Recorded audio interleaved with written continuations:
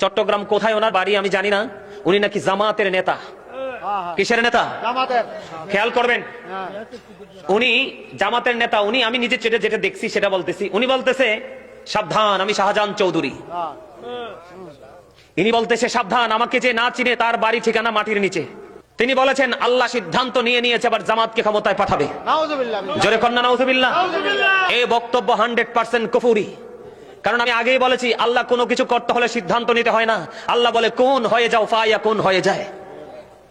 কথাকে বুঝে আসছে? আবার তিনি বলেছেন ওনার জন্য নাকি সূর্য দাঁড়িয়ে থাকবে। আর জোরে বলেন না নাউযুবিল্লাহ। ওমা, এটা আমি, আপনারা অনলাইনে দেখেন না, আমি বানিয়ে বলছি না, আপনাদের ইমানকে ধরে রাখার জন্য, মজবুত করার জন্য বলছি। কারণ এই বক্তব্য বিশ্বাস করলে কারো ইমান থাকবে? আপনার আমার প্রথম কাজ ইমান, এরপরে আমল। কথা কি বুঝতে পারছেন? তাদের দলের, দেখেন আমি এই কথাগুলো কেন বলছি, তাদের দলের এক নেতা কয়দিন আগে অত্যন্ত ভদ্র, অত্যন্ত মার্জিত ভাষায় তিনি বক্তব্য দিয়েছে কি, যে মুসলমান আর বেঈমান মুদ্রার এপিটার ওপিট। নামুজে বলেন না? নাউযুবিল্লাহ। রোজা আর পূজা একই জিনিস। আর ওদের এখন নাউযুবিল্লাহ। এরা আবার টকশোতে এসে বসে বসে বলে এটা ওই পার্সনটার ব্যক্তিগত মনোভাব। তো ওনার যদি এটা ব্যক্তিগত মনোভাব, ব্যক্তিগত মত হয়, তাহলে দলের পক্ষ থেকে তো গুরুত্বপূর্ণ জায়গা দিয়ে রেখেছেন কেন? প্রশ্ন কি আসে না?